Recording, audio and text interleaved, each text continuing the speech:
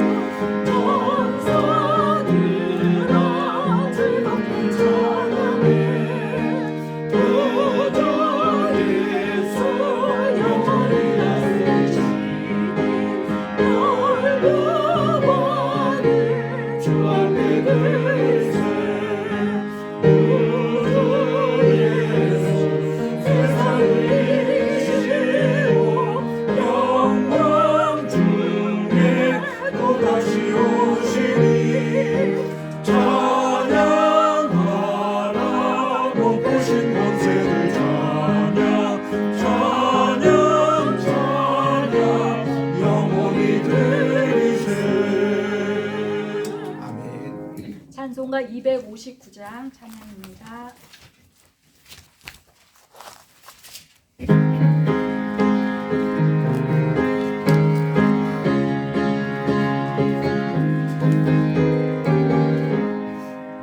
예수 십자가에 흘린 피로써 그대는 씻기어 있는가. 더러운 죄 회개하는 능력을 그대는 참지 않은가. 예수의 보혈로 그대는 씻기어 있는가. 마음속에 여러 가지 죄악이 깨끗이 씻기어 있는가. 주 예수와 밤낮으로 늘 함께 그대는 행동을 하는가. 아무 때나 어디서나 그대는 십자가 붙들고 있는가. 예수의 보혈로 그대는 씻기어 있는가. 마음속에 여러 가지 죄악이 깨끗이 씻기어 있는가. 주님 예수 다시 올 때 그대는 영접할 예복이 있는가. 그대 몸은 거룩한 곳 천국에 들어갈 준비가 됐는가. 예수의 보혈로 그대는 씻기어 있는가.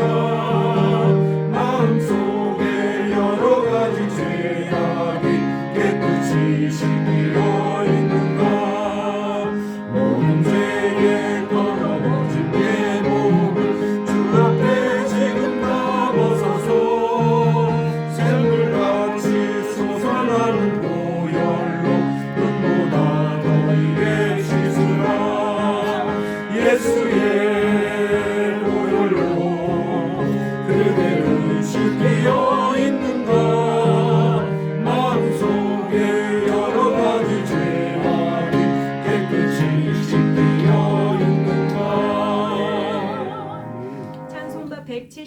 129장 찬양 드리겠습니다.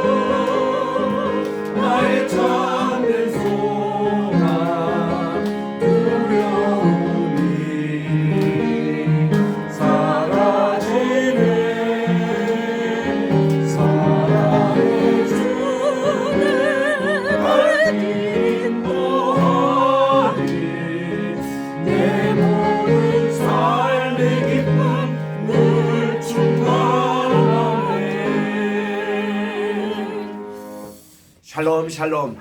지난 한 주 동안 여러분 주 안에서 평안하셨습니까? 오늘은 2024년 3월 24일 주일입니다. 이제 다음 주가 부활주일입니다. 오늘 종료주일로 고난주간이 시작되는 주일입니다. 다 그 자리에 일어나셔서 140장 찬송으로 하나님께 영광 돌립니다.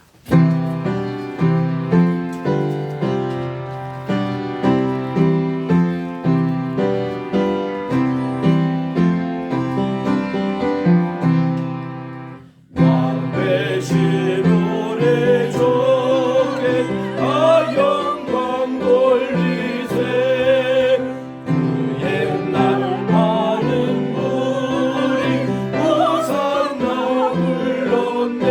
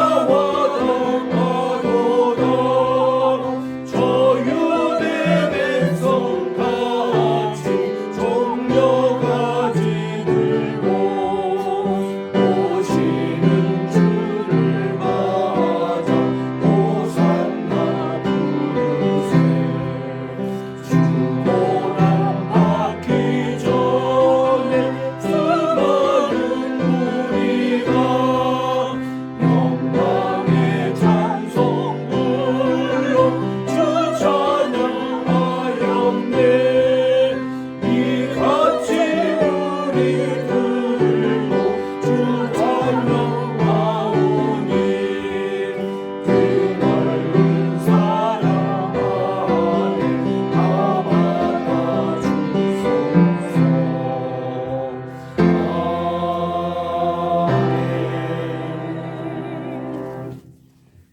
기도하겠습니다. 이날은 여호와께서 정하신 것이라 이날에 우리가 즐거워하고 기뻐하리로다. 여호와여 구하옵나니 이제 구하소서. 여호와여 우리가 구하옵나니 이제 영통케 하소서. 여호와의 이름으로 오시는 자여 복이 있으며 우리가 여호와의 집에서 너희를 축복하였노라. 아멘.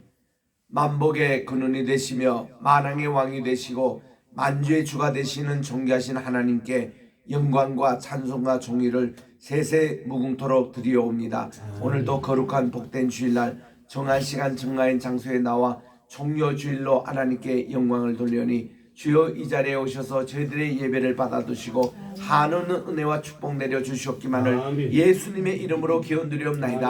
아멘. 공동 참회의 기도 다 같이 우리 하나님께 드리도록 하겠습니다. 시작. 사랑과 은혜가 풍성하신 하나님, 호산나 찬송 부르며 주님을 메시아로 환영합니다. 로이교회로 오셔서 다스려 주옵소서. 지난 주간에 지은 죄들인 불의, 미움, 시기, 살인, 분쟁, 욕망, 거짓, 탐심, 비방, 비평, 교만, 자랑, 불순종, 불효, 불평, 불신, 무질서, 무자비 등 저희들의 모든 잘못과 허물을 용서해 주옵소서. 저희들이 주님의 보혈과 권능을 믿고 삶을 바꾸어 주님 안에서 새롭게 살게 하옵소서. 예배가 회복되는 삶이 되게 하옵소서. 호산나로 승리하게 하옵소서. 오직 주님만 바라보며 모든 죄는 차단하여 매일 경건하게 하소서. 영과 진리 안에서 주님께 연락되는 예배를 드리게 하옵소서. 예수님의 이름으로 기도드립니다. 아멘. 하나님은 미쁘시고 의로사 우리의 고백한 모든 죄를 예수님의 보혈의 능력으로 용서해 주심을 믿으시기 바랍니다. 아멘. 이제 우리 교동문 제 129번입니다. 종료주일.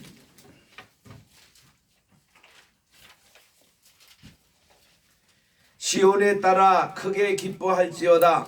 예루살렘에 따라 즐거이 부를지어다. 보라 내 왕이 내게 임하나니 그는 공의로우시며 구원을 베푸시며 겸손하여서 나귀를 타시나니 나귀의 작은 것 곧 나귀 새끼니라. 내가 에브라임의 병거와 예루살렘의 말을 끊겠고 전쟁하는 활도 끊으리니 그가 이방 사람에게 화평을 전할 것이요 그의 통치는 바다에서 바다까지 이르고 유브라데 강에서 땅끝까지 이르리라. 앞에서 가고 뒤에서 따르는 무리가 소리 높여 이르니 호산나 다윗의 자손이여 찬송하리로다. 주의 이름으로 오시는 이여 가장 높은 곳에서 호산나 하더라. 아멘. 4장입니다.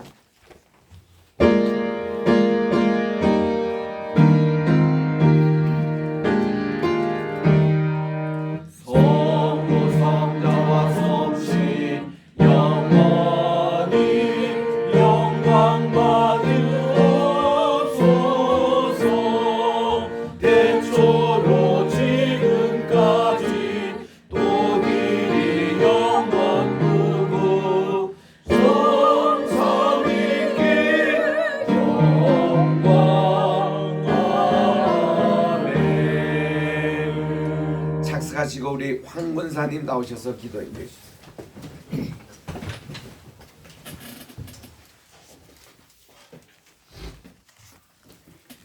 공의롭고 거룩하신 하나님 찬양드립니다. 아멘. 부활절을 앞두고 사순절을 지키고 있습니다. 몸과 마음을 정결하게 하시고 거룩하게 하며 주님께서 겪으신 고난과 순환을 생각합니다. 못 박힌 손과 발, 가시로 만든 멸류관 얼마나 아프셨을까요? 그 고통 짐작조차 할 수 없음을 늘 고백합니다. 아멘. 주님의 은혜와 사랑 감사할 뿐입니다. 아멘. 4월 10일 하나님 이 나라의 선거를 앞두고 있습니다. 좋은 일꾼들을 선출하게 되어 아멘. 나라를 위해 일할 수 있는 하나님 도와주시기를 원합니다. 아멘. 그리고 또한 로이 교회를 향하신 주님의 뜻이 아름답게 이루어지기를 기도합니다. 아멘. 로이 교회 성도님들 소망과 간절한 기도 제목하시지요. 끝까지 기도하며 낭망하지 않고 견딜 수 있는 믿음도 주시기를 원합니다. 아멘. 황인시로폰과 황전영님을 축복하시고 백나라 백개 섬겨 하나님 합력하여 선을 이룰 수 있도록 하나님 도와주시옵소서. 아멘. 하나님 또한 우리 윤 목사님 건강 주시기를 원합니다. 아멘. 하나님 건강 주셔서 주신 사명 잘 감당할 수 있도록 하나님 인도하여 주시옵소서. 아멘. 하나님 또한 이 시간 마태복음을 통하여 말씀을 받습니다. 은혜를 받게 하시고 하나님 그 말씀을 통하여 하나님께 영광 돌리는 삶을 살게 하기를 원합니다. 아멘. 다시 오실 예수님의 이름으로 기도드립니다. 아멘. 우리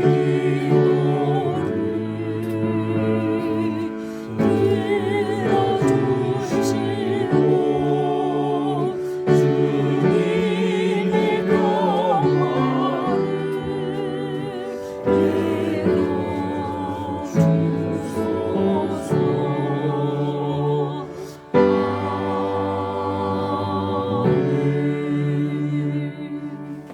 오늘 주시는 하나님의 말씀은 마태복음 제15장 1절부터 3절까지 우리 합독하도록 하겠습니다. 마태복음 15장 1절부터 3절까지입니다.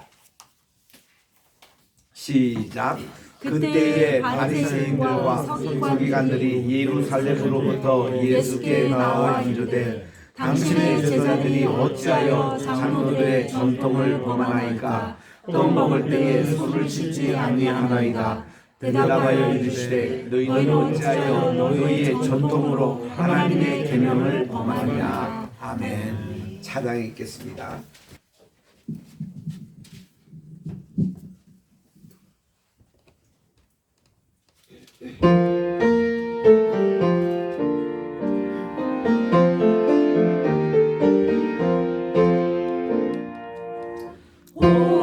호산나 호산나 하늘에 오른다 수많은 아이들이 즐거운 노래로 그 문에 안으시고 복 주신 주님께 온몸 마음 들여 주 찬양합니다.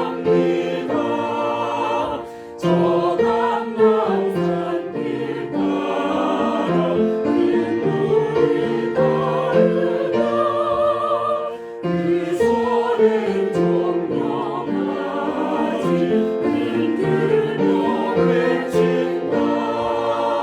만왕의 왕주 예수 나비를 타시고 그 어린이를 노래 담아다 주신다.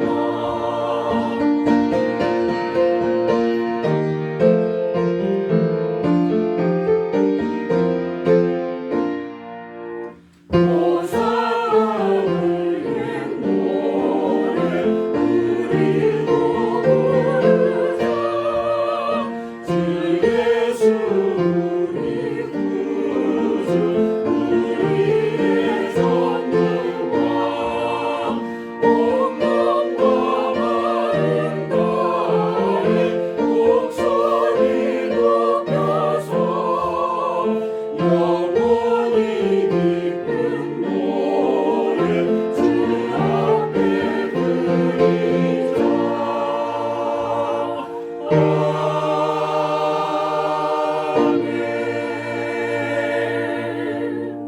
아멘. 귀한 찬양 감사합니다. 기도하겠습니다. 내 입술의 모든 말과 내 마음의 묵상이 주님께 연락되기를 원하네. 아멘. 하나님 아버지, 오늘 또 귀한 찬양을 통해서 영광 받은 줄 믿습니다. 저희들도 호산나 호산나 하며 예수님을 메시아로 우리 교회, 우리 마음속에, 우리 가정에 왕으로 모시게 도와주시옵소서. 오늘도 귀한 말씀 정신님의 기름을 부어주셔서 제 마음을 옥토마토로 만들어 30배, 60배, 100배 열심을 맺게 도와주시옵기만을 예수님의 이름으로 기도드립니다. 아멘. 할렐루야. 오늘은 우리 호산나로 인사합시다. 호산나 하면 호산나로 답변해 주시기 바랍니다. 호산나. 호산나. 이 호산나라는 그 뜻 자체가 우리 영어에도 보면은 여기에 이제 n이 두 개로 이렇게 씁니다. 호산나입니다. 여기 이제 n이 두 개 있어요. 호산나라는 뜻이 히브리 말로 호시 안나라고 이렇게 돼 있는데, 이 호시 안나라는 이 말 자체가 호세 같으면은 우리 예수님 할 때 예슈와 또 호세아 또 이사야, 이게 전부 다 구원이란 말이거든요. 구원이란 뜻이고, 나는 우리를 이란 말입니다. 시편 118편 25절에 보면은 이 나 뒤에 이게 또 하나 더 나가 있습니다. 요 나라는 것은 뭔가니 please라는 말입니다. 제발 우리를 save us, 우리를 구원해 주소서, 이런 뜻이 호산나라는 뜻입니다. 이 호산나의 뜻은 무슨가 하면은 이제 전쟁을 나가기 전에 이 장군들에게 호산나 호산나 하고 이렇게 우리를 좀 전쟁에서 제발 이기게 해달라 인사했다는 겁니다. 그리고 또 전쟁에서 승리하고 돌아왔어요. 그럼 이 호산나를 성취한 이분들에게 막 환영하고 이렇게 너무 감사의 표시로 하는 것이 우리를 또 다음 전쟁에서 이렇게 구원해달라 하고 호산나라고 외쳤다고 그럽니다. 이 전통이 신약시대에 내려와 가지고는 이제 그들이 기다리는 메시아가 오시면은 우리를 구원해달라라고 할 때에 메시아를 환영하는 그런 인사가 됐다고 그럽니다. 예수님이 이 감람산, 여기 지금 우리 감람산이 여기에 있습니다. 그리고 예루살렘 성전산이 여기에 있어요. 그리고 시온산이 여기에 있습니다. 여기 시온산이 있습니다. 여기는 성전산이라 그래요. 그리고 이거는 감람산입니다. 이거를 올리브란 산이라고 그래요. 이 감람산이 해발 850m입니다. 성전산이 해발 750m입니다. 시온산이 해발 650m입니다. 그래서 이 감람산 여기에서 보면은 성전산이 내려다 보입니다. 100m 낮으니까. 그리고 그 밑에 남쪽이 다윗성이 시작되는 시온산이 바로 있습니다. 그런데 우리 주님이 지금 이 감람산을 끼고 이 두 개의 마을이 있는데, 여기 마을과 여기 마을이 있는데, 하나는 백바게라는 마을에 계셔서요. 그리고 여기가 베다니 마을입니다. 여기서 이제 백바게 이 마을에서 두 제자를 주님이 보내셔서 여기에 지금 나귀를 이제 좀 끌고 오느라 그랬습니다. 나귀 하면은 우리가 영어로 이렇게 얘기해요. 그리고 나귀 새끼를 콜트라 그럽니다. 지금 우리 주님께서 끌고 온 이것은 나귀 새끼입니다. 이게 큰 어미 나귀가 아니고 새끼 나귀입니다. 사람을 한 번도 태워보지 못한 것입니다. 그래서 이 나귀를 이제 데리고 온 거죠. 그래서 이거를 우리 주님이 타시고 이쪽으로 이렇게 언덕으로 올라가셨다가 밑으로 내려오면 기드온 계곡이 있고, 기드온 계곡이 건너면 예루살렘입니다.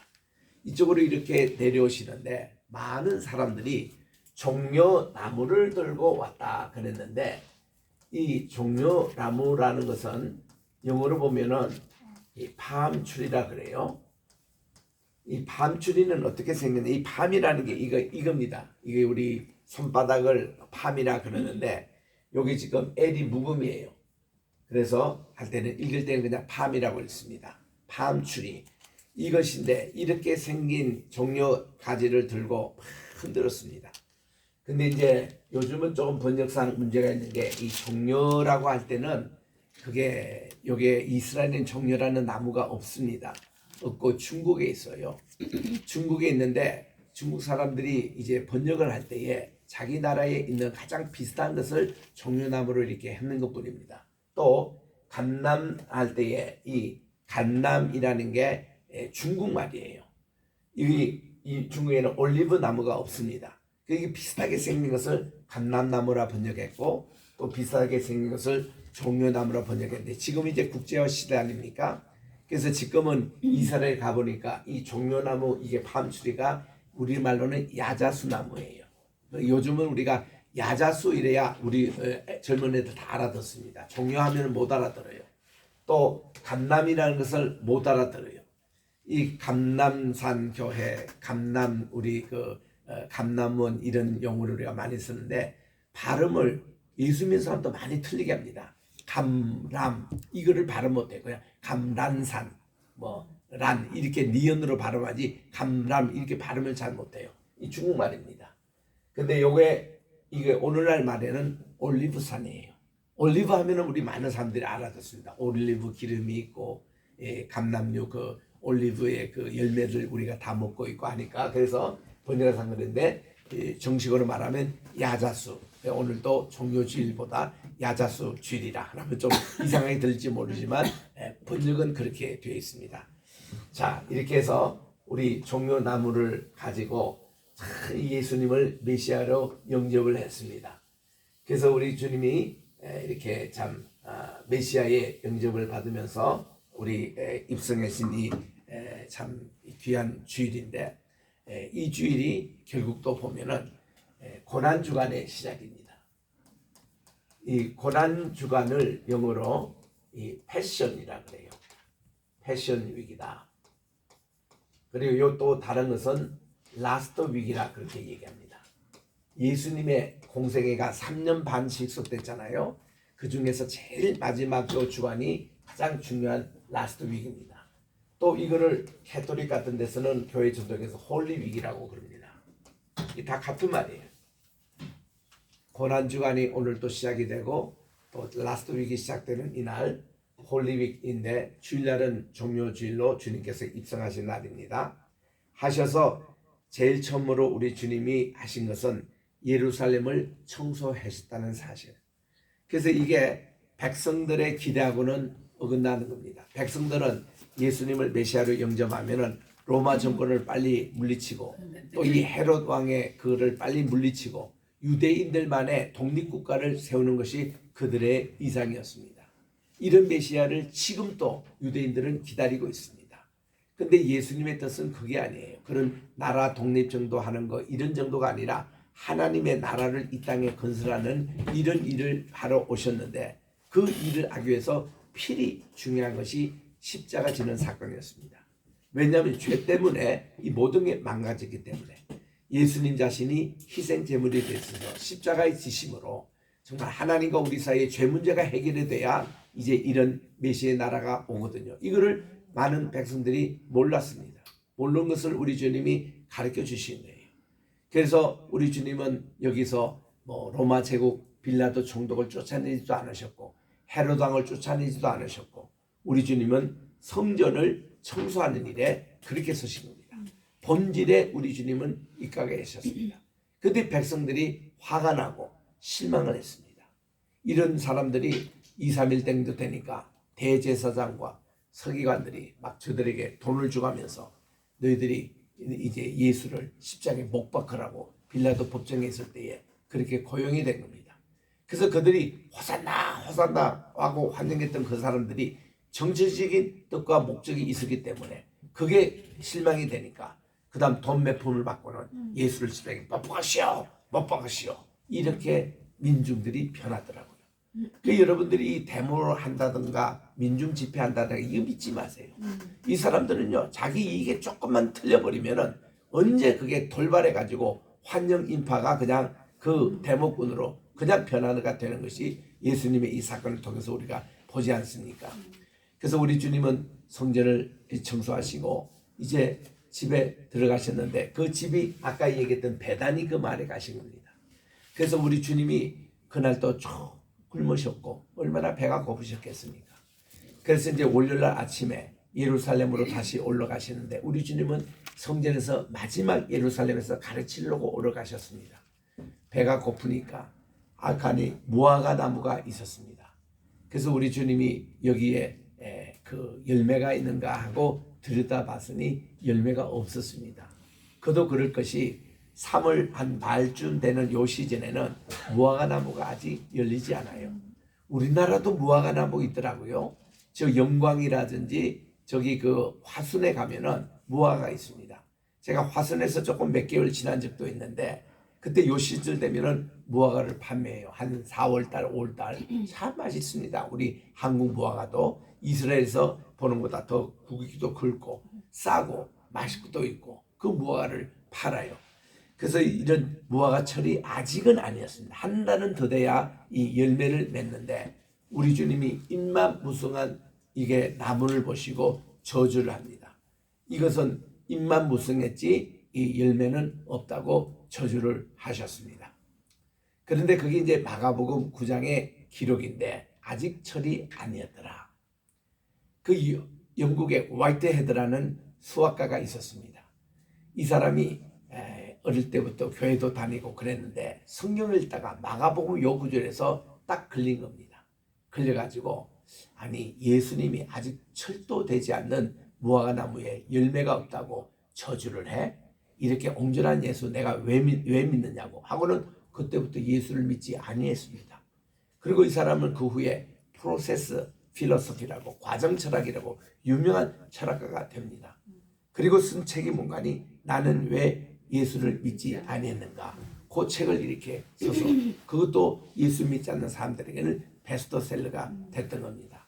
그 저도 대학교에 그거를 봤죠. 그 책을 보는데 나중에 그 사건이더라고. 그런데 내가 진짜 이러냐 하고 마가복음 9장을 읽었습니다. 읽었더니 우리 주님께서요 예루살렘 성전에 들어가셔서 마지막 그날 가르치신 거예요. 월요일날. 그리고는 오시다가 보니까 그 아침에 지냈던 무화과 나무 그를 지난 겁니다. 보니 뿌리채 말라 있은 거예요. 그 베드로 있다가 어유 주님 이거 아침에 조지한 것이 다 말랐습니다 하고 아주 놀라서 이랬습니다. 그때 우리 주님이 보시고는 너 이거 보았지? 믿음의 유력이라는 게 그런 거다. 내가 이렇게 작은 믿음 하나만 있더라도 이 나무가 뿌리채 뽑혀가지고 저 바다에 던지어도 그대로 될 것이다. 여러분 이게 나무가요 이스라엘 나무들은 그 이제 물이 귀한 곳이게 자라기 때문에 나무가 뿌리가 아주 넓고 깊습니다. 그래서 눈에 보이는 나무를 뽑기 위해서 사람의 힘으로 도저히 뽑을 수가 없습니다. 그래서 실험을 했어요. 이스라엘에서 이 나무를 뽑기 위해서 기준기로 이렇게 뽕나무 같이 생긴 나무를 뽑았는데도 이게 기준기가 못 뽑아요. 그만큼 깊이 왜냐하면 물을 따라 자꾸 이게 뿌리들이 널리 퍼져 있기 때문에 이렇습니다. 그래서 뿌리채 뽑혀라는 것은 불가능이라는 얘기입니다. 이건 있을 수가 없는 얘기입니다. 그러면 너희들이 조그마한 믿음이 있더라도 겨자씨만한 믿음이 있더라도 이것이 뿌리채 뽑혀가지고 바다에 숨기는 것이 가능하다. 이런 얘기를 할 때 이 사람들이 그대로 알았던 겁니다. 그래 야 내가 아침에 배가 고파서 이거 저종은 아니고 내가 이렇게 믿음의 그걸로 한마디 하니까 다 이렇게 뿌리채로 이렇게 마르는 거 봤지. 이렇게 믿음의 위력이야. 이거를 우리 주님이 가르쳐 주신 건데 그 똑똑한 화이트헤드가 왜 그까지 안 읽는다 이거예요. 읽으면 좀 끝까지 읽어야지 중간에 그 읽다가 나는 왜 예수를 믿지 않느냐 그러면서 하는 얘기가 소크라테스보다도 부처보다도 공자보다도 못한 것이 예수님이다. 째째하게 말이지 철도 아닌데 그 나무에 가서 열매 맺지 않는다고 그렇게 이렇게 얘기한다는 겁니다. 그 내가 그때 연세대학교 학생들 대학생들 내 성경 가르칠 때에 그 얘기한 거예요. 너희들 봤지? 그 밑에 조금만 더 내려가 읽으라고. 성경 이렇게 전체를 읽어야지 부분만 읽고 예수 믿지 않은 화이트헤드 그런 사람이 되지 말라고. 그랬더니 많은 학생들이 공감하고 끄떡끄떡 하더라고 다. 그 중에 예수 믿는 사람들도 많이 생겼습니다. 여러분 이게 우리 성경을 보면 전체를 보셔야 됩니다. 오늘의 우리 주제는요. 본질과 비본질의 문제입니다. 예수님이 오늘 이렇게 이 장로들과 바리새인들이 이게 15장 1절에 보니까 예루살렘에서부터 와서 예수님을 괴롭혔습니다. 예수님을 이렇게 늘 괴롭힌 세 가지 무리가 있었잖아요. 하나는 바리새인. 이 사람들의 그 기운이 어떻게 되는가 하니 1167년부터 164년입니다. 이게 이제 BC거든요. 이때에 이스라엘 예루살렘 성전이 저 시리아에 있는 왕에게 뺏긴 적이 있습니다. 그래가지고 이게 이제 완전히 성전이 그들의 시리아 사람의 거로 됐습니다. 근데 이 시리아의 이 군주가 누군가 하면은 그 알렉산더의 그 장군이었어요. 장군이 이것을 이제 개최했는데 이 알렉산더 장군이 크게 3명 있었는데 하나는 톨레미라고 그 이집트의 바로의 그 군단이 있었습니다. 그를 다스리는 사람이 있고 그다음 시리아의 이 군단 안티오파스라는 이 군주가 있었어요. 그리고 또 이쪽 동쪽에 있었는데 그 중에서 항상 예루살렘은 남쪽이 바로 이 이집트에서는 북방 정책으로 자기들이 먹으려고 했고 또 이 시리아에 있는 안티오쿠스 이 왕은 남쪽으로 해서 저 이집트로 가는 길목에 있는 이 이스라엘을 먹으려고 했고 해서 두 세력 간에 늘 갈등이 있었습니다. 근데 이때는 안티오쿠스 이 왕이 이겼어요.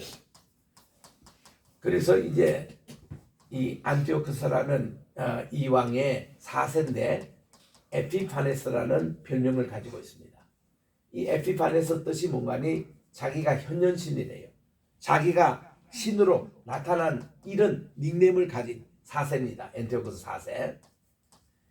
예루살렘을 점령해 가지고는 알렉산더만 해도 예루살렘에 왔을 때에 절대로 헬레니즘 강압을 안 했습니다.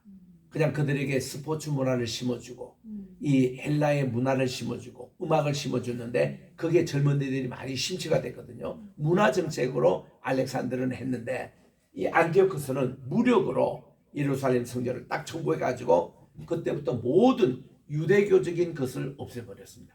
안식일을 못 지키게 만들고 할례를 못하게 금지령을 내리고 그리고 또한 이 이스라엘 사람들이 먹는 코셰르 음식이라고 이것도 못하게 만들고 그리고는 예루살렘 성전 안에 하나님이 제일 싫어하는 것 가운데 하나가 돼지, 그것도 돼지 피를 여기 예루살렘 성전 안에 세워서 제우스상이요. 제우스가 가장 좋아하는 게 돼지고기 삼겹살이었대요. 그래가지고 이 제우스가 있는 곳에는 돼지를 그렇게 많이 키웠답니다. 이 돼지를 예루살렘 성전에서 제우스 신장 세워가지고 거기 바친 거예요. 그래 유대인들이 얼마나 화가 나고 얼마나 그들이 그 정말 번뇌했겠습니까?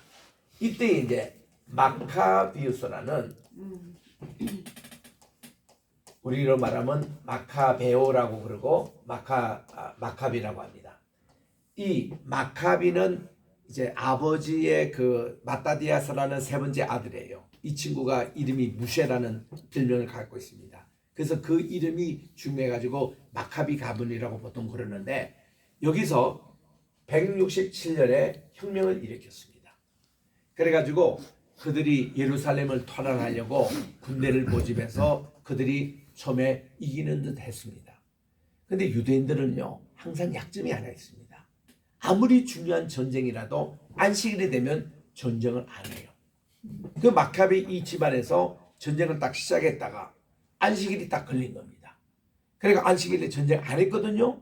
그러니 안티오쿠스 이 시리아 군대가 그들을 침범해가지고 이게 처음에 굉장히 어려웠습니다. 이래서 이 길고 당기는 이런 이제 전쟁을 해서 3년 반이나 걸렸어요. 그래서 이 164년에 12월 중순경입니다. 이게 예루살렘을 탈환했습니다. 이 마카비 혁명에서. 그래서 이 탈환한 이것을 예루살렘 성전을 다시 수복하였다 해서 수전절이라 그렇게 우리 성경에 나옵니다. 어디 나온가 하면 요한복음 10장 22절에 나와요. 이 수전절을 영어로 보면은 이거를 이제 다시 하나님께 재봉헌했다라는 그런 뜻으로 나옵니다. 성전을 다시 이렇게 해서 성전을 재봉헌했다. 요거는 이제 그 히브리 말로 카누카라고 그렇게 얘기합니다. 카누카. 우리 한번 따라할까요? 카누카. 하누카. 예, 우리 말로는 하누카라고 이렇게 번역하는데 요게 이제 키읔 발음이 있어요. 카누카, 약간 키읔 발음으로 하누카. 이것이 영어로 보면 rededication. 성전을 이때 다시 봉헌했습니다. 이때 어떤 기적이 일어나는가 하니 성전을 딱 들어가 보니까 성전의 메노라 촛대는 늘 이렇게 켜 있어야 되는데 근데 기름이 하루밖에 남아있지 않았습니다. 이스라엘 사람들은 정직하기 때문에 이 기름을 다시 게셈마네 동산에서 생산하기 딱 일주일이 걸려요. 물론 그냥 올리브 나무 따가지고 바로 이제 짜면은 기름이 나오죠. 그러나 성전에 촛대 바칠 때는 그렇게 짜가지고 이게 할 때에 바로 그 짜는 게 아니라 그들이 기도하고 성별 예식하고 또 하루 지나고 이틀 지내서 또 성별 예식하고 또 하고 하는데 이게 일주일이 걸립니다. 참 그들이 정직하죠. 급한데 뭐 빨리 이게 해가지고 기름 만들어내는 게 아니라 일주일 걸려도 그걸 다 합니다. 그래서 그들이 이제 일주일 갔으니까 성전 기름이 하루만 이렇게 있던 그 기름만 남아있는데 딱 가니까 이 불이 그때까지 꺼지지 않았습니다. 그 엑스트라 7일이 불이 계속 간 거죠. 그래가 너무너무 감사해가지고 그들이 이제 성전 재탈환하고서는 그전에는 이 성전이 이렇게 세 개 가지가 있는 이 살구나무가 아니고 사실 아몬드 나무입니다. 아몬드 나무에 이렇게 세 가지 붙어 있어서 7개 촛대를 했던 것이 이 정통 성전 촛대입니다. 이거는 성전 촛대고 요게 이제 8개 이걸 기념하기 때문에 그들이 이렇게 촛대를 만들었습니다. 그래가지고 지금 또 이런 촛대가 예루살렘에 가면 국회의사당 앞에 있어요. 또 이런 촛대가 예루살렘 공항 국제공항에 딱 가면은 요게 있습니다. 요게 8개인데요. 8개. 하나 둘 셋 넷 하나 둘 셋 넷. 이 가운데는 아니에요. 가운데는 이게 촛대. 요거를 무슨 촛대라면 하누카 촛대라고 합니다. 하누카. 이게 이제 수전적 촛대. 그래서 이거를 지금도 그렇게 기념하고 있는데 여러분들이 예루살렘에 가시면 선물을 사올 때는요 주로 요 7개 촛대를 사는 게 원칙입니다. 이게 본래 회당에 있었고 또 교회 7교회 그 7촛대고 가끔씩은 이런 메노라 촛대도 사는 분이 있습니다. 좌우지간 이렇게 하는 것이 하누카 절기 때 일어났던 건데 이때 이제 그들이 딱 정치적으로 탈환하고서 이 집안 여기 지금 이 집안에서 정치를 이제 하게 됩니다. 왜냐하면 그들이 모처럼 독립을 했거든요. 그들이 이게 독립한 연대는 말이죠. 보세요. 588년에 BC입니다. 이때 예루살렘이 누구에게 탈환된 거 아니? 느부갓네살에게 탈환돼 가지고 이때 이스라엘은 신바벨론 제국의 포로가 됐습니다. 이렇게 됐다가 그 다음 세월이 흘러가지고 520년에 이 전체 신바벨론 제국이 무너지고 여기 이제 뭐가 되는 페르시아 시대가 시작됐습니다. 페르시아 시대 되니까 그들이 페르시아 시대로 갔고 이게 이제 332년에 알렉산더가 또 여기에 점령함으로 이 페르시아 시대가 무너졌어요. 유명한 뭐 마라톤 해전이라든지 그런 게 있었잖아요. 이 알렉산더가 이겼습니다. 그리스. 그래가지고 이 알렉산더 시대는 그리스 시대가 된 거예요. 이렇게 내려오다가 이게 67년에 로마 장군 폼페이 우리 뭐 폼페이 체험할 때 나오는 그 폼페이입니다. 그 폼페이 그 황제 그 장군에 의해서 이 로마 시대가 됐습니다. BC 67년에. 그러니까 예수님 당시도 지금 로마 시대거든요. 계속. 이렇게 독립이 없었는데 요 때에 67년으로 무너지는 요 때가 지금 요겁니다. 마카비 독립운동이라서 164년부터 로마 시대가 시작돼서 67년까지 약 100년 동안 독립국가였어요. 이스라엘이 누구의 어떤 강대국에 의하지 않고. 그래서 요때에 이제 정치적으로 우리는 이 가문을 짓겠다 하고 정치적으로 이거를 하스모니온이라고 하는데 이 마카비 요 집안을 하스모니온 가라고 그럽니다. 이제 그들이 이제 정치를 참여했다고. 그래서 우리는 요 정치로 참여했던 분이 사독 제사장 집안에서 사독 집안. 그래서 이거를 신약 시대는 이거를 사두개인이라 그랬습니다. 그리고 우리는 정치에 참여하지 않고 종교 생활을 하겠다 하고 한 분이 바리새인이에요.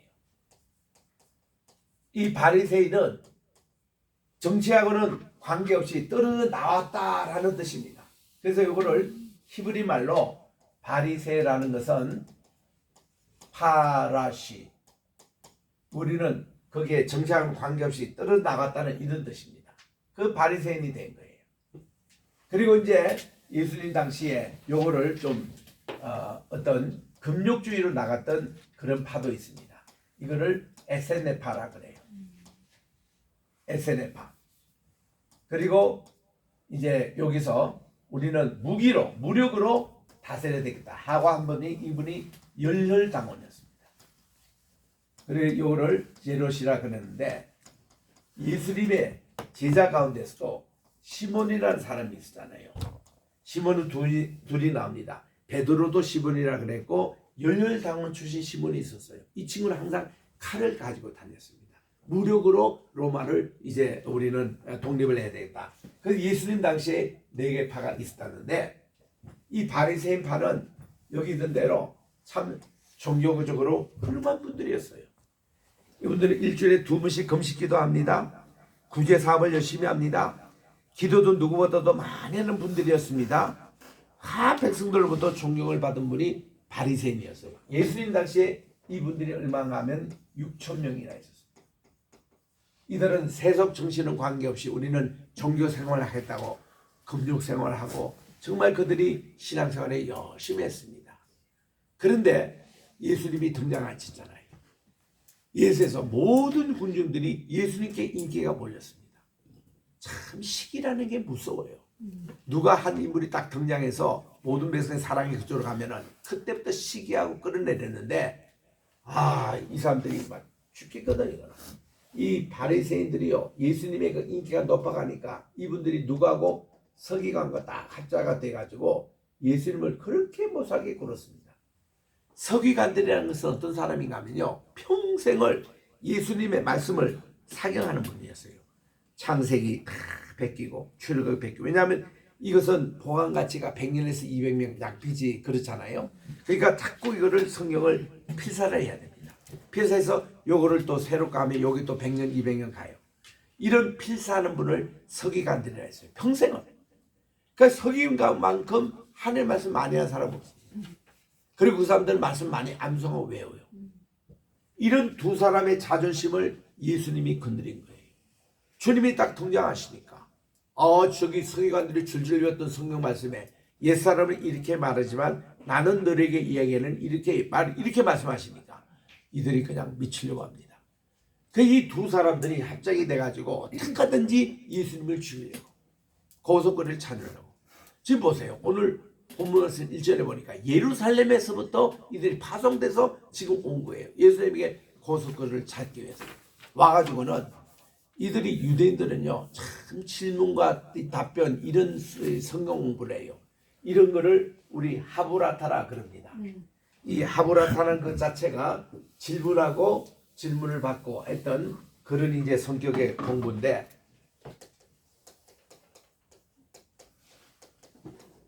이 하브라타라는 그 뜻 자체가 뭔가 친구라는 뜻입니다. 이게 친구를 이게 카베르라고 그러는데 이 말에서 나왔거든요. 친구. 그러니까 친구가 돼가지고 탈무드를 공부할 때에 질문하고 답변하고 질문하고 답변하고 이런 이제 성경 공부를 하브라타식인데 그들은 잘 질문을 던져요. 예수님께 와서 이런 질문을 합니다. 왜 당신의 제자들은 손을 씻지 않고 밥을 먹습니까? 이렇게 질문을 던졌습니다.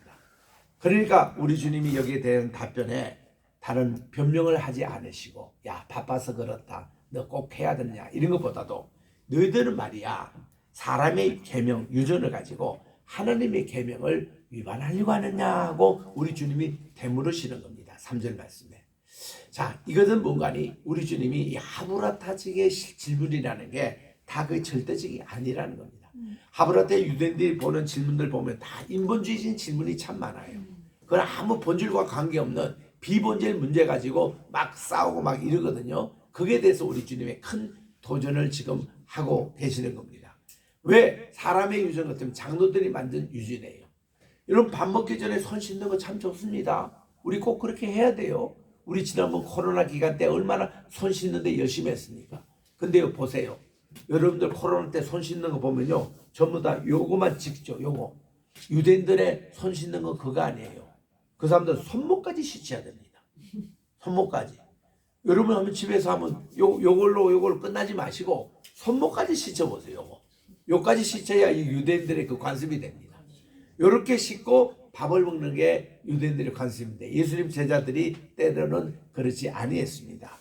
그래서 우리 주님이 말씀하시면서 4절부터 5절에 코르반이라는 그걸로 가지고 우리 주님이 가르쳐 주셨습니다. 이 코르반이라는 용어는 마태복음에는 직접 안 나오는데 마가복음에 가면은 7장 11절에 코르반이라는 것을 우리 주님이 얘기합니다. 이거는요 유명한 유대인의 또 관습이고 법이었습니다. 이 코르반이라는 뜻은 뭔가 하니 헌물이라는 뜻이고 제물이라는 뜻입니다. 이게 이제 그것이 뭔가 하면은 하나님께 바쳐지는 헌물은 다른 데 사용 못하는 겁니다. 이 뜻이 이게 코르반이에요. 우리 목적 헌금도 그렇잖아요. 요 헌금은 교회 개척하는데 사용해 주십시오 하고 누가 목적 헌금을 냅니다. 그럼 교회 재정부에서는 그건 절대로 다른 데 못 써요. 교회를 그 목적으로 했기 때문에 이 목적으로만 이게 쓰게 되어 있습니다. 이런 게 목적 헌금이거든요. 그 삽디아 우리 사도행전 10장에 나오는 그게 이제 이 두 부부가 삽디아 이 두 부부가 말이죠. 그들이 자기의 재산을 다 팔아가지고 우리 꼭 바나바처럼 그 사도들에게 가기로 자기들이 결정을 했습니다. 그래서 집안에서는 그렇게 기도했어요. 하나님 우리 재물을 다 팔아서 주님께 다 바치게 해주십시오. 그러면 그들을 신뢰해야 되지 않습니까? 바치게 해달라고 하나님께 기도하는 순간에 이게 고르반이 됩니다. 근데 요거를 가지고 다 바치더니 아깝거든요. 그들이 아나니아와 삽비라가 절반을 집에다가 놔두놓고 절반만 가져가서 거짓말했습니다. 사도들 앞에 이거 우리 전 재산 팔아서 가져왔습니다. 이게 이제 화근이 된 거예요. 일단 하나님께 고르반이 되면은 다 바쳐야 되는데 이걸 일부 감추면은 목적 헌금에서 무슨 위배가 돼요. 그 유명한 사건이거든요. 그게 이 고르반 사건이었습니다. 지금 마가복음 7장에서 예수님이 이걸 어떻게 지적했냐면 이런 거예요. 우리 부모들 지금 연세도 많으시고 저분들이 용돈도 필요하고 음식도 필요한데 유대인들이 이거 효도를 안 하네요. 부모에게 용돈 주지도 않고 또 부모에게 이렇게 좋은 음식도 사다 주지 않고 부모가 아프시는데 병원비도 안 되고 이러고 있는 거예요. 그래서 우리 주님이 그 사람들이 물어보니까 우리는 코르반으로 우리 드릴 거 하나님께 다 드리고 그다음 돈이 없습니다. 이런 식으로 핑계를 하더라는 겁니다. 그래서 우리 주님이 그들의 위선을 지적하신 거예요. 너희들이 그렇게 하나님 다 드렸다고 부모를 공경하지 않으면 너희들은 1계명은 잘 지킨다고 해도 5계명은 그냥 뭐냐 이거야. 내 부모를 공경하라. 내 부모에게 순종하라. 이런 계명이 나오는데 왜 이것은 이렇게 지키지 않느냐. 그게 대해서 우리 주님이 말씀을 하신 겁니다. 그러면서 우리 주님이요 그 이사야 29장 13절 말씀도 이렇게 인용하시면서 말씀을 합니다. 자, 이사야 29장 13절에 보니까 이게 뭔가 하면 이 백성들이 입술로는 나를 공경하라. 입술로는 뭐 할렐루야 하고 뭐 주님을 찬양하고 뭐 그러다 하면서도 마음으로는 다쳐가지고 주님을 공경을 또 하고 사랑도 하지 않는 이거를 우리 이사야가 지적을 했거든요. 이것도 죄입니다. 그러면서 우리 주님께서 이제 가르쳐 주신 내용이 너희들은 이 하나님의 이 본질에 대한 신앙을 잊지 말라는 겁니다. 자, 이렇게 뭐 밥 먹기 전에 손을 씻는다든가 또 안식일에 그 병자를 고쳐야 되냐 말아야 되냐 이런 문제라든가 이런 것이 다 비본질 문제고, 본질 문제는 우리가 하나님께 진정 예배를 드리고 진정 이게 비본질. 우리 신앙생활 할 때요, 예수님이 가르쳐 주신 요거를 잘 우리가 전해야 합니다. 이 본질 문제는 그 당시 헬라 사회이지 않습니까? 헬라 지식인들은 본질 문제, 비본질 문제도 잘 압니다. 이거는 플라톤의 그 철학에 보면은 본질할 때에 그들의 본질은 이데아 세계였어요. 이데아가 이게 이제 하늘의 세계입니다. 그리고 비본질 문제는 이 세상입니다. 리얼리티. 우리 이 현상은 다 비본질이라는 거예요. 그래서 그의 이제 식문론에 보면은 7장에 이렇게 나옵니다. 우리 이렇게 동굴에 가가지고 막 이제 이 배우들이 이렇게 연극을 하는데, 그들이 연극하는 것이 뒤에 이렇게 비쳐요. 그 그림자가 환영으로. 요즘 우리가 말하면 영화 같은 거, 이 환영을 비칩니다. 이때 플라톤이 그 아이들을 딱 보고, 아 그렇구나. 저 밖에서 들어오는 빛으로, 이 빛은 이게 본질인데 이게 이데아 세계입니다. 본래 세계인데 사람들은 여기 지금 그림자 형상을 보고 아 이게 뭐 진짜니 같다니 이러고 하구나, 이런 얘기를 플라톤이 얘기했습니다. 이런 거는 현상의 세계 보고 본질 문제 가지고 이렇게 한다는 겁니다. 비슷한 기간대에 그 플라톤보다도 한 100년 앞선 부처가 이런 얘기했습니다. 우리가 저 달이 있는데 달을 보고 손가락을 가리키면서 야, 저 달 밝지, 저 달 참 아름답지 이렇게 하는데, 많은 사람들이 이거를 가르치는 본질 달을 얘기하지 않고 손가락을 보면서 뭐 굵으니 짧으니 더듬더니 이걸 보고 사람들이 눈을 보고 한다는 거예요. 사람들은 당장 눈에 보이는 이게 다지 여기에 본질을 이거 까먹는다는 겁니다. 그와 비슷한 사상이에요. 그래서 이 리데아 이게 본질인데 이거를 버리고 리데아를 한다는 겁니다. 근데 이게 이제 플라톤의 신학이고, 요게 말이죠 아리스토텔레스의 신학이에요. 아리스토텔레스는 이 비본질 얘기합니다. 그래서 이거를 형이상학이라 그래요. 이거를 형이하학이라 그래요. 이 형이상학이라는 이 말은 뭔가 하면은, 이 본래 이제 메타피직스라고 이제 플라톤 아카데미에 가보면은 학문이 3개 가르치는데, 그들의 물리학을 가르칩니다. 수학을 가르칩니다. 음악을 가르칩니다. 이럴 때에 형이상학이 뭔가니 메타피직스, 물리학 다음에 가르치는 게 형이상학을 가르쳐요. 그 과목을 이데아 이거를 가르칩니다. 요거를 발전시킨 것이 기독교 신학이 된 거예요. 기독교 신학이 여기 쪽이고, 이 중세시대 때 카톨릭의 신학이 이쪽입니다. 아리스토텔레스 쪽입니다. 토마스. 그래서 이런 쪽인데, 이거를 이제 헬라 말로서 본질, 비본질 할 때에 보면은 이 본질을 이렇게 표현합니다. 디아포라라고 그렇게 얘기합니다. 디아포라. 이것은 뜻이 뭔가니 아주 근본적인 것부터 이거는 프린시플, 원리라는 이런 뜻입니다. 어떤 것의 원리, 본질 이 말이에요. 그런데 여기는 아가 붙어요. 디아포라입니다. 모든 헬라 말에서 아가 붙으면요 아니다 이런 뜻이에요. 아니다. 우리 지금 여기가 노미가 있어요. 노미는 프랑스 말로 법이란 뜻입니다. 근데 여기 아가 붙으면 아노미, 그러면 무법 상태를 얘기합니다. 이 아가 붙으면 아니다는 뜻이에요. 하나님을 믿는 것을 우리 테이스트랍니다. 근데 여기 아가 딱 붙으면 무신론자를 테이스트라고 합니다. 이게 하나님을 믿지 않는, 이것도 믿지 않는 것, 본질이 아닌 겁니다. 비본질적인 거라는 겁니다. 그래서 이제 할례 문제, 안식일, 이게 준수 안식일 법입니다. 안식일 자체는 본질인데 안식일 법은 장로들의 유전이에요. 손을 씻고 안 씻는 거 이런 문제입니다. 그리고 예배 시간은 우리가 오후 3시에 하느냐, 뭐 12시에 하느냐, 11시에 하느냐, 이것도 다 비본질 문제예요. 우리 꼭 11시 예배가 본 예배가 될 수가 없습니다.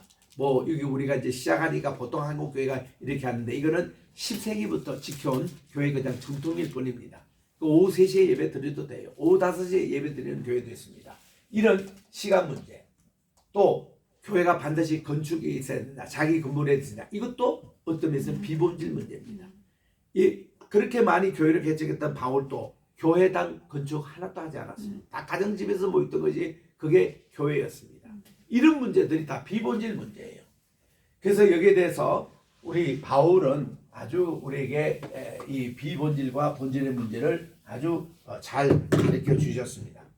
특별히 보시면은 할례 문제에 하도 거기 떠드니까 우리가 할례냐 무할례냐 이 문제로 할례 문제 설명하는 게 유대인이었어요. 여기에 대해서 무할례, 자기를 지금 무할례 받은 이방인들, 헬라 사람들을 지금 복음 전하고 있는 겁니다. 이게 하도 이제 골치 아프니까 바울이 강하게 3번이나 이렇게 말씀합니다. 첫 번째로 고린도 전서에 가보면은 7장 19절에 할례나 무할례나 문제가 되는 게 아니다 이거야.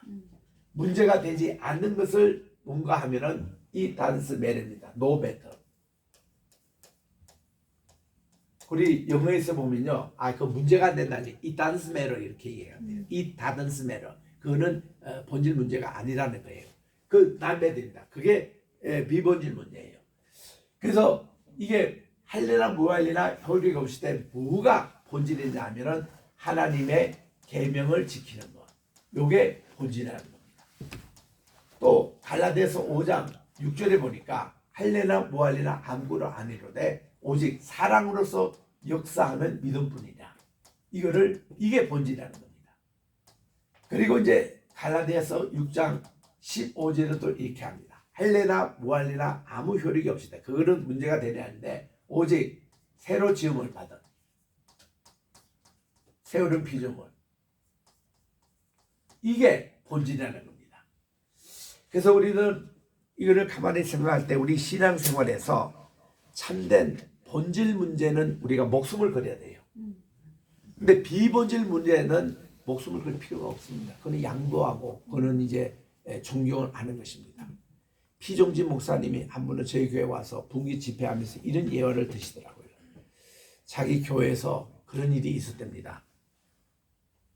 다음 주가 교회 창립 기념일인데 이제 여전도에서 떡을 해가지고 교인들에게 나누자 그렇게 했는데 여전도 회원들이 반발합니다. 요즘 세상에 떡 먹는 사람이 어디 있냐 하고는 떡을 할 것이냐 말 것이냐 이 문제 가지고 일주일을 여전도회가 싸웠다는 거예요. 그래가지고 싸워서 겨우 떡을 하자는 쪽에 다음 주에 이제 결정이 됐습니다. 그 다음은 또 무슨 떡을 하느냐 요걸 가지고 일주일 싸웠다는 거예요.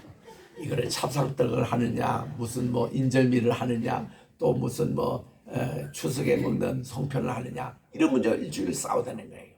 다 비본질 문제 가지고 교회가 갈라지고 그것 때문에 이모들이 몇 명 그만두고 그래서 우리 이 피목사님이 간섭을 했대요.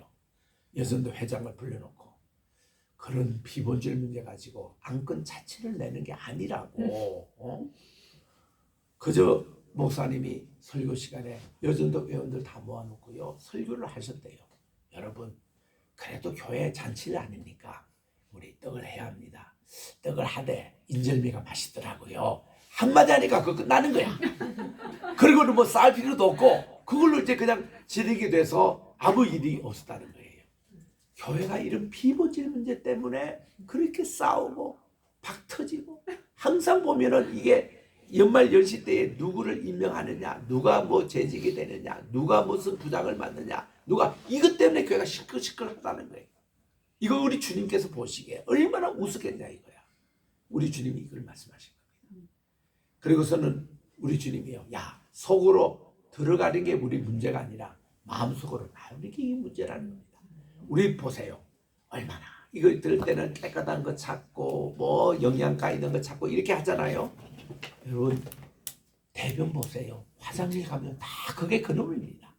뭐 그렇게 깨끗하고 다 나온 게 그거예요. 마찬가지로 이 마음속에 나오는 이게 문제라는 겁니다. 여기에 간음하는 생각, 음란의 생각, 거짓말하는 것, 도둑질하는 것, 탐심 이것이 사람을 더럽게 하는 거라 이 말이에요. 그 아까 바리새인들, 서기관들 장로들 이런 유전들은 전부 다 비본질적으로 자기들이 깨끗한 척 하지만 진짜 본질이 되는 것은 무시한다는 겁니다. 여기에 우리 주님이 아주 스킨 타이어인 거예요. 너무 힘드신 겁니다. 그래서 우리 주님이 공생에서 최초로 저기 해외 나가셨습니다. 해외 나가신 것은 하도 이 유대인들의 이런 질문 공세에 피곤하셔가지고 좀 사실은 쉬러 가신 것입니다. 그런데 그 가신 그 장소가 어디에 갔냐면 두로와 시돈 지방에 가셨습니다. 여기 이제 지중해 편에 보면은 여기가 레바논이에요. 여기 지금 두 개 중요한 도시가 있습니다. 하나는 두로라 그러고 하나는 시돈이라 그래요. 이 두로라는 것은 타이르를 얘기하고 시돈입니다. 이 도시가 지금은 가면 쭈르라고 그래요. 쭈르. 지금 현지명은 쭈르입니다. 여기인데 이게 지금 레바논이에요. 요 둘 사이의 거리 차이는 한 40km입니다. 우리로 말하면 100리 정도 됩니다. 이런 거리인데 지금 참 아름다워 이 두 도시가. 왜냐하면 이 레바논이 한때 프랑스의 지배를 받았기 때문에 이 지중해의 프랑스 파리가 이게 시돈과 이 두로 지방이에요. 가면은 프랑스식의 카페가 있고요.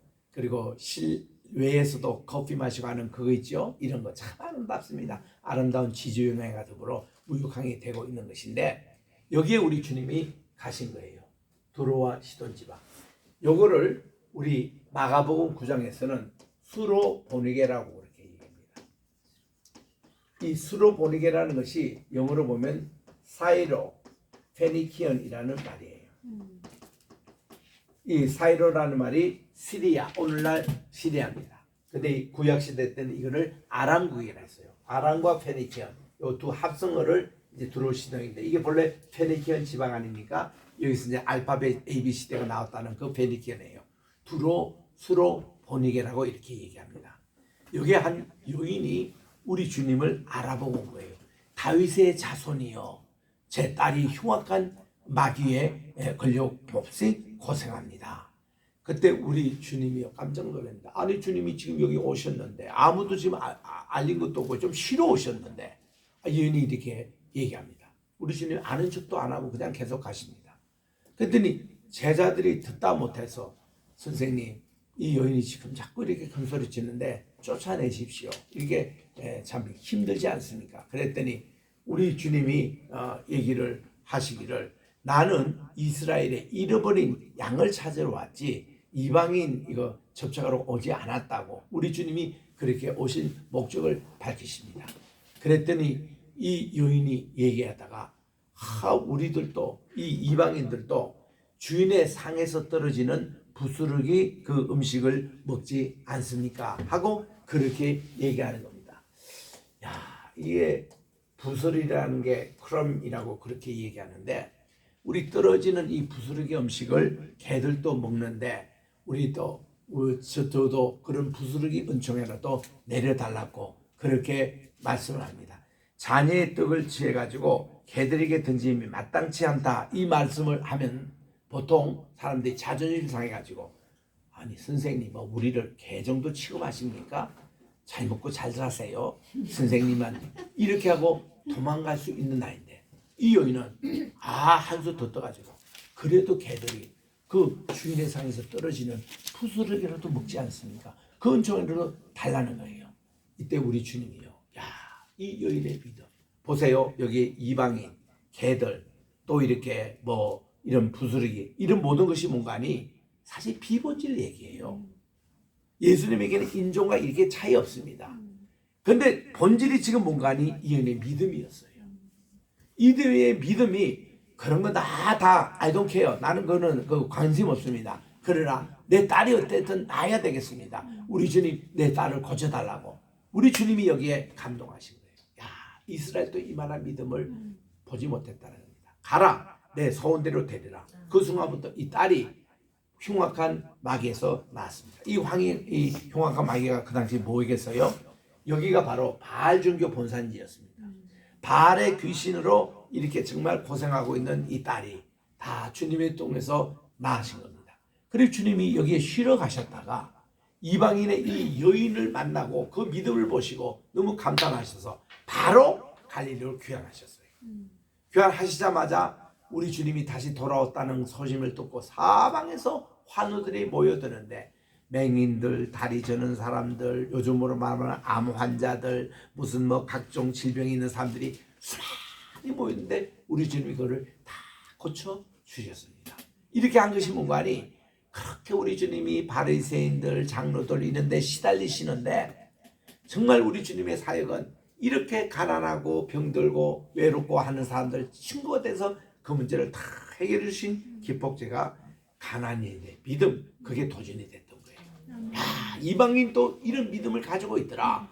그래서 많이 고쳐주고 나니까 저들과 함께 어느새 3일이나 계셨는데 먹을 것이 다 떨어진 겁니다.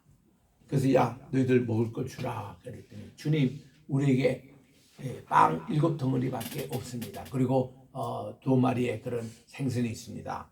그래, 그거 다 안 쳐라. 우리 며칠 전에 우리 주님이 오병이어의 기적을 행했잖아요. 이 오병이어의 뜻은 뭔가니 5가지 이 떡병자입니다. 빵이에요, 요즘 말하면 빵. 그리고 이어라는 것은 2마리 물고기라는 뜻입니다.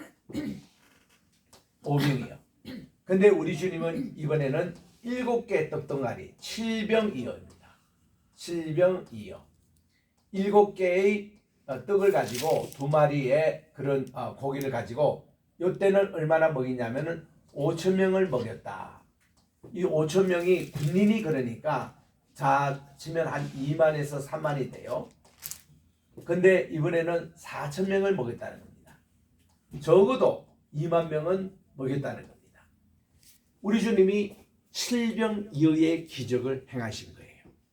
그들이 다 배불리 먹고 다 거뒀는데 7바구니나 찼더라. 이것이 오늘 본문의 끝 39절입니다.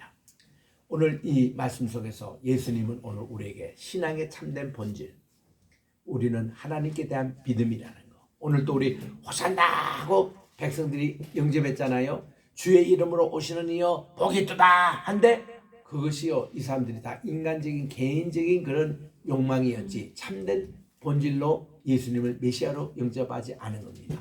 참된 본질은 예수님이 이번 금요일날 십자가에 못 박히시고 돌아가신 것이 크게 하나님의 뜻이었습니다. 그리고 부활하신 거예요. 그래서 우리 이번 주간 우리 주님의 십자가에 이것을 생각하며 참된 우리 본질이 무엇인가? 내 신앙의 참된 우리 주님이 중심이 뭔가? 우리 주님은 우리 마음의 중심을 보신다고 했는데 그것을 생각하고 본질적인 신앙으로 다시 회복하는 우리 로이교회가 되시기를 주의 이름으로 축원합니다. 기도하겠습니다. 하나님 아버지 감사합니다. 오늘 또 우리 마태복음 15장을 통해서 우리에게 참된 본질이 무엇인가를 우리에게 가르쳐 주신 주님, 이 말씀을 깊이 생각하고 또 잘 우리들이 명심해서 우리가 참 신앙의 본질을 잃어가는 우리 한국 교회에게 참된 우리 주님의 마음으로 다시 회복하는 예배가 회복되는 그런 귀한 한국교회가 되게 도와주시옵고 세계교회가 되게 도와주시옵기만을 예수님의 이름으로 기도합니다. 아멘. 찬송가 138장 부르며 준비하시는 분 하나님께 봉헌합니다.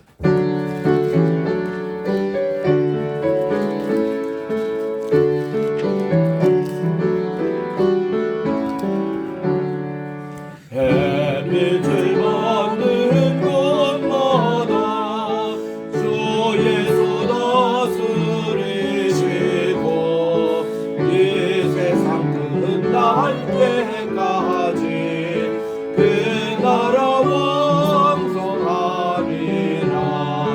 주님을 찬양하면서 간절히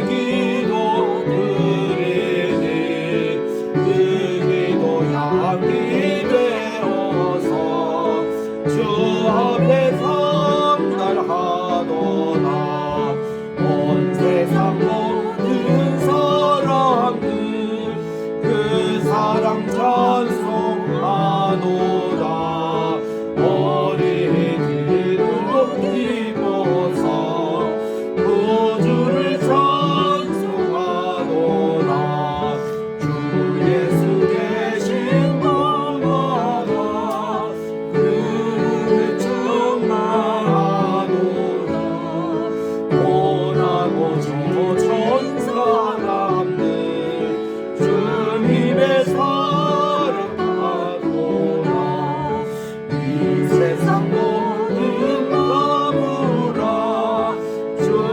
내 경배하노라 저 정부 저 사람과 함께 주님을 찬양하노라 아멘. 기도하겠습니다. 하나님의 은혜와 사랑을 진심으로 감사합니다. 오늘 또 우리 아나니와 삽비라처럼 그런 죄를 범하지 않도록 도와주시고 하나님께 드리려고 작정했던 이 고르반을 주님께 오늘 또 정성스럽게 드리는 이 모든 손길 10의 1조와 감사의 예물과 선교 헌금 다 받아 주시옵시고 오늘 또 이렇게 10의 1조와 또 성경음을 드리는 우리 최한일, 최한영 둘이 청년들에게 하나님 복의 복을 다하여 주시옵시고 저들의 지경이 확장되는 역사가 일어나게 도와 주시옵소서. 하나님 또 이렇게 귀한 아버지 하나님이여 감사의 예물도 드리는 손길 제목을 올려드립니다. 주여 받아 주시옵소서. 이 모든 말씀을 우리 구주 예수님의 이름으로 봉헌기도 드립니다. 아멘. 1장 찬송 다 일어나셔서 찬양하겠습니다.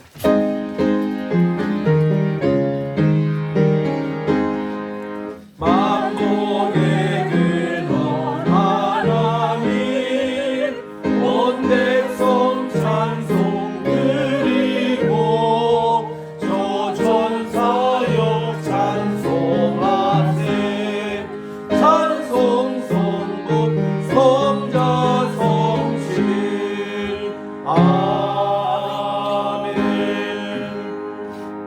이제는 우리 주 예수 그리스도의 은혜와 하나님 아버지의 무궁하신 사랑하심과 보혜사 성신님의 감화감동 교통 교제하신 역사가 오늘 또 종료주일을 맞이하여 호산나 찬양하며 우리 주님을 메시아로 영접하는 우리 로이 교회와 모든 성도들 머리 위에 이제로부터 영원토록 함께 계실지어다. 아멘.